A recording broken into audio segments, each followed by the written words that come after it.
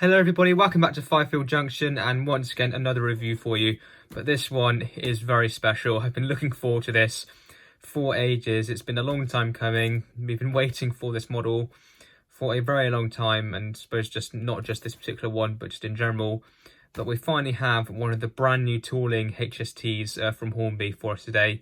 But not only that, as we can see, it's the Midland Pullman that we've got for us today.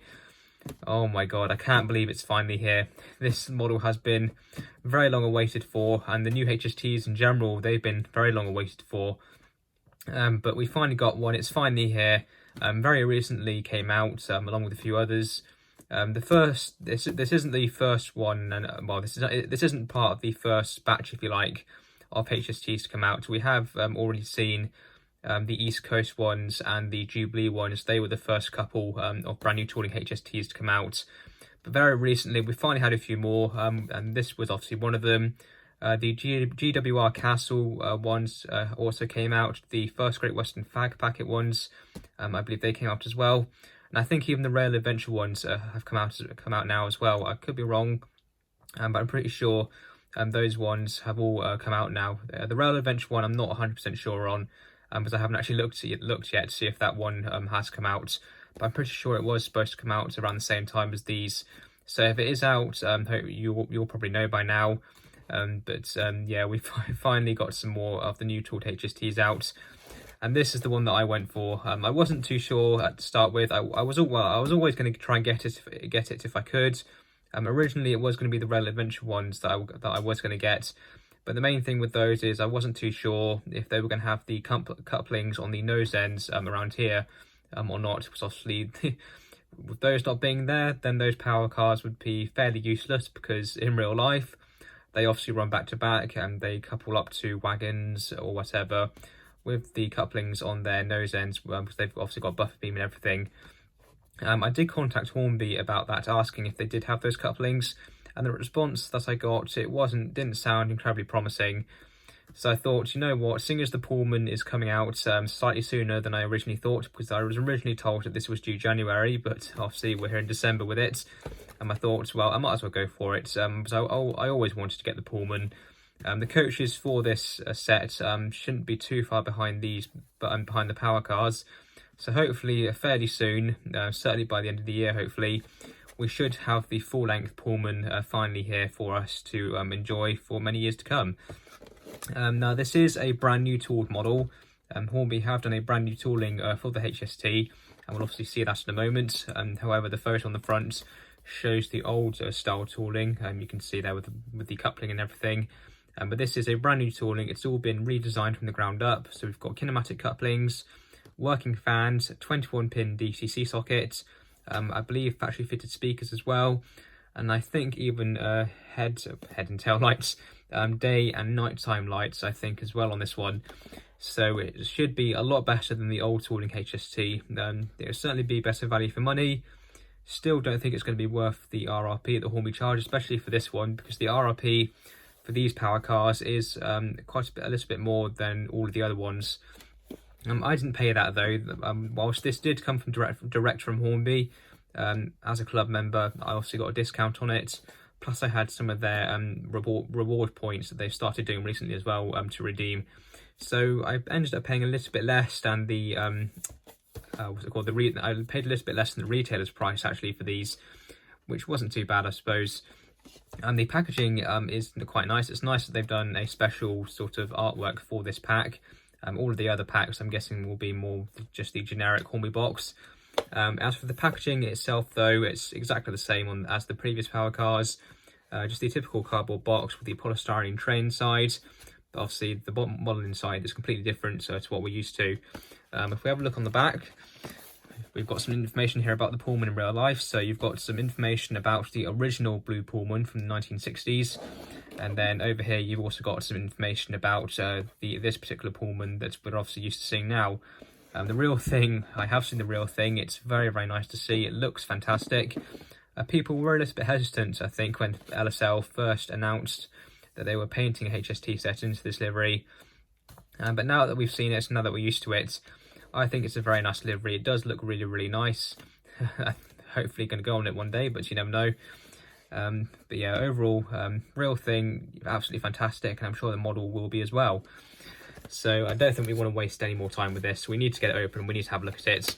So if we just open up the box, I haven't taken it out of the box yet, it hasn't been taken out of the tray. I have very quickly had a quick look at it, obviously without taking it out of the box. I have looked through the instructions as well, and the instructions are brand new as well. So here are the instructions. We'll have a quick look through these first, because these are brand new. They've been obviously completely redone for the new tooling, and they're printed on a different material as well. Now, usually Hornby's instructions are on paper, but these are on more of a sort of plasticky sort of card material, which is quite nice. I suppose it feels a bit better. So on the front, we still got the usual stuff. So we've got general running in hints, routine maintenance that we're all used to. However, when we open it up, this is all brand new. So we've got accessories. So there's accessories inside, I think, or it might be only for the rail adventure ones. So obviously for the rail adventure ones, which have this buffer beam, they'll have an accessory pack with the various vacuum pipes and everything. These ones, these will have the dummy Buckeye couplings, and yes, there is a detail pack just there. We'll have a look at that in a second. It does have etched nameplates as well. I have seen those. There's definitely etched metal nameplates inside, which is good. DCC fitting, 21 pin decoder in these. Obviously that's a bit unusual for Hornby, but yeah, Hornby are upgrading to 21 pin now. So if you want to chip these, you'll need a pair of 21 pin decoders. The body removal is fairly similar to the old tooling, I think. So 4 screws in pretty much the same place, I think. But there are a few more wires with these, and we'll talk about that in a moment when we flip over. But there's quite a few wires. I can see we've got wires for the lights, and we've got some more wires here as well. And I'm sure you can figure out what those are for. Might as well flip over, because I think we've been through most of that. So here we are. So as we can see, we got the working fans just there, and obviously that's what some of the wires are for. Factory fitted speakers as well. I'm pretty sure that it's got factory fitted speakers. Judging by the text here that says to gain access to the speakers, it doesn't say speaker enclosure. So I'm guessing we do have 2 factory fitted Sugar Cube speakers there, which is quite nice. When we open her up later, so I will take the body off and I'll show you how to fit decoders to these. So when we do that later, we can have a look inside and see what's new compared to the old version. And this is a bit interesting over here, decoder driving tips. This is something Hornby haven't done before. Apologies for the light reflecting off the card. It's a bit annoying, but I'll try and deal with it best I can. So function control, basic setup, motor control, advanced setup, consist operation. God, Hornby really have gone to town with these, so explaining how to get some good performance out of these, I think. I think most of this, though, obviously these functions will be for sound and everything. Hopefully Hornby will do their TTS decoders in 21 pin, so then you can fit them to their brand new models. I'm sure they will. We might even see them next year, but we'll have to see about that. But this is interesting about the working fans, is that you can control the speed at which they rotate at using this little component on the circuit board. Using a Phillips head screwdriver, you can choose how fast or slow you want the fans to spin. So that's a very nice feature. It's nice that they've done that. You don't have to deal with the whatever speed they're set at from the factory. You can adjust them to your liking, and that's very, very good. Well done, Hornby, for that. Turn over again. Have you got anything else? Oh yeah, I've got this as well. So we've got lighting functions. So this talks about on DCC what lighting functions I think there are and what will be on when you turn them on, I guess, or something like that. Looks a bit complex there, that table, but I'm still fairly certain that it does have nights and day running lights, but we won't be able to tell that until we look at the model in a moment. And then that's just the engine shed block there. So that's quite nice. It's obviously, again, not really used to seeing stuff like that from Hornby, but I'm sure we'll see it a lot more with a lot of their new models. But anyway, this is what we're interested in. Before we do that though, we'll have a look at the detailing. So you can see there, we've got the etched nameplates there. So we've got the Geoff Drury 1930 to 1999. And we've also got the dummy Buckeye couplings there as well. So that's quite good. I'm sure I'll fit those at some point, so it's nice that we've got them. I'll put them back in there for now for safekeeping, if they will. There we go. But this is what we're interested in. And look at that. Wow, that does look good. So let's lift her out very, very carefully. It's a little bit of a tight fit. And there we are. And wow, look at this. We just put her to one side for the moment. We'll quickly put the box to one side. There we are, fairly clean canvas. And here we are. Wow, look at this. Obviously, to start off with, it doesn't look massively different to the old tooling. I think it's more on the inside that we'll probably notice the differences. But the detail, well, what else to expect from Hornby? The detail is fantastic. First of all, it looks like the body removal is going to be exactly the same as the old version. So yeah, we've got the 4 screws there, well 2 there and the other 2 under the rear bogie there. It looks like just like the old version, you undo those screws and then you need to lift the back of the body up slightly, slide it forwards, and then it should come off nice and easily, so that's quite good. The bogies look like they're the same as the old version, but they were pretty good on the old version anyway, so that's not too bad. We can see we've got the pickups there, the detail on the wheels, the bogie frame detail is really nice. I think the one thing that some people have talked about, and I'm pretty sure I've mentioned it to a few people as well, is I'm not 100% sure if the blue is the right shade. I think the blue is slightly too dark. But to be honest, now that I've got it here in person, it doesn't actually look as bad as what I think the sample did. I think the sample that I saw at Wally had a slightly darker shade of blue compared to this. But in person, the blue does actually look a bit better compared to what it was. So that's not too bad. We can see we've got the top headlight there as well. I'm pretty sure that's the reason this model is slightly more expensive than the other ones, purely because of that. Why it's made it more expensive, I don't know. It can't be that hard, surely, just to add another light to the model with a couple of wires. But oh well, it's more expensive anyway, so I suppose we just have to deal with it. We've got the printed nameplate there as well, the Midland Pullman logo. We've got the cool group detail on the top there as well. That's all separately fitted. The fans, they're obviously going to spin when we put the logo on the track later. It'd be good to see those working. And it's interesting they're a different colour as well. Usually Hornby do red fans on their HSTs. I'm not too sure if the real Pullman has red fans or silver fans, because I've never actually seen it from above, but I'm sure someone will confirm below what colour the real fans are on the real thing. You've got the grille there as well. The guard's window has been covered over as well. And this is something new. We've got kinematic couplings on these. And we haven't got the old bogie mounted couplings. These are kinematic couplings. And they move quite nicely as well. Sometimes kinematic couplings can be a bit sticky and a bit stiff sometimes. But these ones actually move really nicely. Really nice motion to them. So hopefully on the track, when it's got some coaches coupled to it, hopefully they'll perform nicely. The detail on the back is very good as well. We've got extra detail that was missing on some of the older models, such as all the electrical cable detail as well. A lot of this was missing on some of the older versions, so it's nice that we've got it on these. We've got more painted detail on the bogies as well. It really is fantastic. I know it doesn't look massively different compared to the older versions, but again, it's more on the inside, and that we'll see those differences. But certainly, wow, I just don't know what to say. I'm struggling for words, to be honest. It's just so, well, it's just so surreal having the model here in my hands. But yeah, she does look good. Although the window detail, the way they've done the window detail there looks a bit odd. I don't know why they've done it like that. Unless when they painted the real thing that the windows were done like that, I'm not too sure. But it just looks a bit awkward there, having that. And you have got some slight moulding lines on the side there as well by the windows on the front of the nose. That's slightly off-putting, but at some angles it's not too noticeable, but yeah, it's a bit annoying.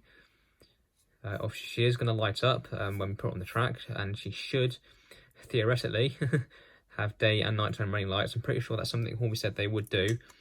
There are no switches that I can see on the bottom of the model, so maybe they won't have day and nighttime running lights. If they don't, that's going to be a bit disappointing. It's a brand new tooled model, and Hornby can do day and nighttime running lights, so there's no reason why they shouldn't be able to do it on these. But hopefully it does. How they're going to be controlled, I don't know. But again, we'll have to see.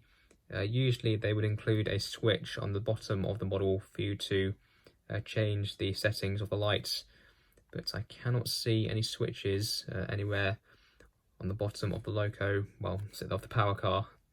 So I don't think, well, certainly not going to be very easy to control the running lights on analog, at least anyway, unless the day and night running lights are only operational on DCC. That's going to be a bit disappointing, but again, we'll see later. The livery application, haven't even talked about that yet. It looks very, very good. It's all been applied very well. Everything's very crisply applied. There's no light bleed. There's no paint bleed anywhere. It's all been done very, very well. Yeah, overall, it's not too bad. So I'd say the only minor thing is the I think the painted detail on the window there. It looks a bit awkward, to be honest. But I'd say apart from that, the detail and the way she's been decorated, it's spot on. It looks very, very good. But if we put the power car to one side, we can quickly have a look at the dummy. So if we just grab the box again, and we'll have a quick look at the dummy car. Obviously, it's not going to be massively different to the motor units. It'll obviously just be much lighter. There we are. So here we are. So we've got the dummy units here. Obviously, much, much lighter. And we can see right the way through it there as well. We've still got the usual really high amount of detail though. Again, bogie detail is really good. Underframe detail, plenty of it. Again, kinematic couplings. That one feels a little bit more stiff actually. But again, hopefully it'll be fine. Once it's have some movement a bit, hopefully that'll be fine. It seems to stick going that way a bit though. But hopefully it'll be fine. Again, all will pick up as you'd expect. The detail is obviously just as good. The livery application is just as good. Again, you've got the fans. I'm not too sure if the fans spin on the dummy car. Hopefully they do. I mean, if they don't, that'd be slightly disappointing. But you would have thought if they'd done it on one unit, they would do it on the other. The detail in the cab looks to be exactly the same on the old model, actually. I can't see anything massively different on this model compared to the older version. But it still looks good nonetheless. On the older version, it was very good. So I don't see why they wouldn't do it on this model. My only gripe, though, I'd say, I know it's a pointless feature, but the doors don't open. Now, I know a lot of people will say, well, what's the point in that? And yes, I know there's not really any point in it, but having doors that open, it's just a premium feature. And especially at this price, this very high, insane price, Hornby should have included it. And it's a brand new tooled model. Why did they not include on a brand new tooled model, opening doors? They did it on the old versions.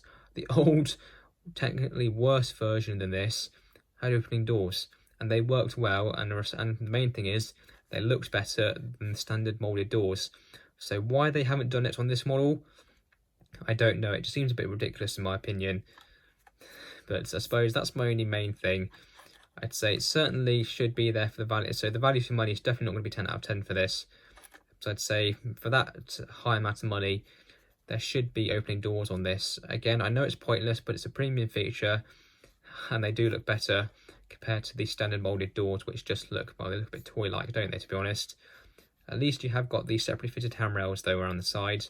They do look good. The cam rail stripe I've just noticed there has not been applied brilliantly. It's a bit wonky, actually, and it's a bit faded on that side, actually. And there's a few... Oh, no, that's a bit polystyrene, actually. That's fine. I thought there was a bit of messy paint there, but that's actually fine.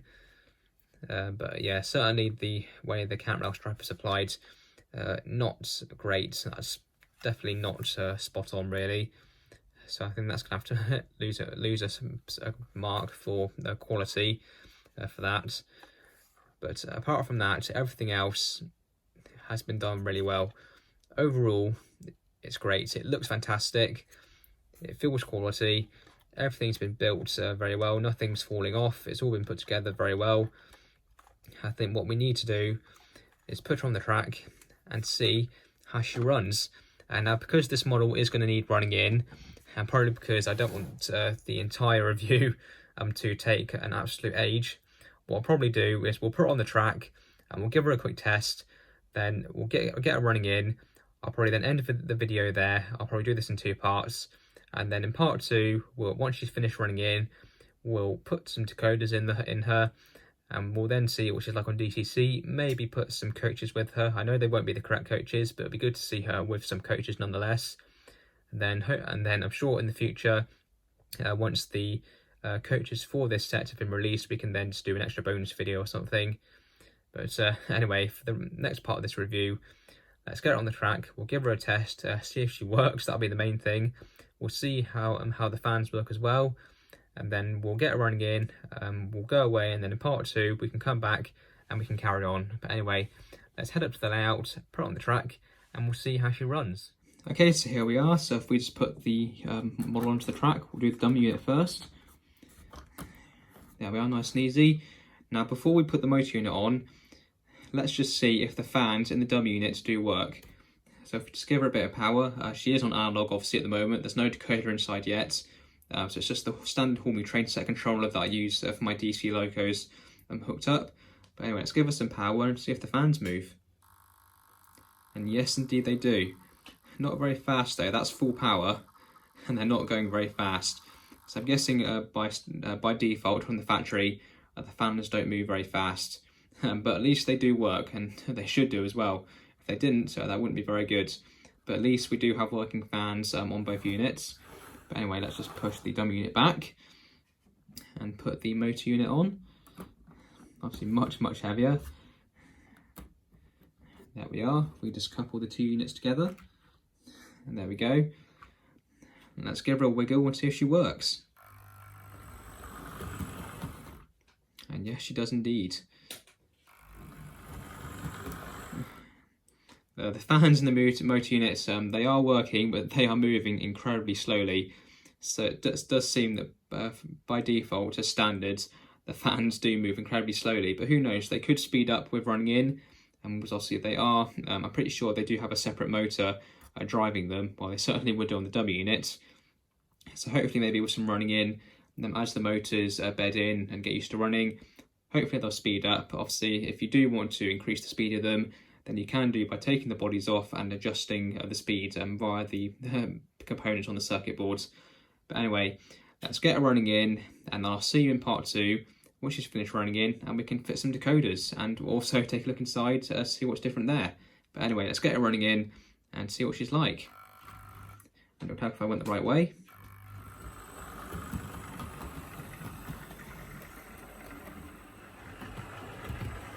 I do promise the lights are stable, it's just the way the camera picks them up. They are stable, they're not flickering at all. Actually, she is running very slowly at the moment, but as she runs in, she will speed up. But anyway, I'll see you guys in part 2, and we can carry on looking at this fantastic model.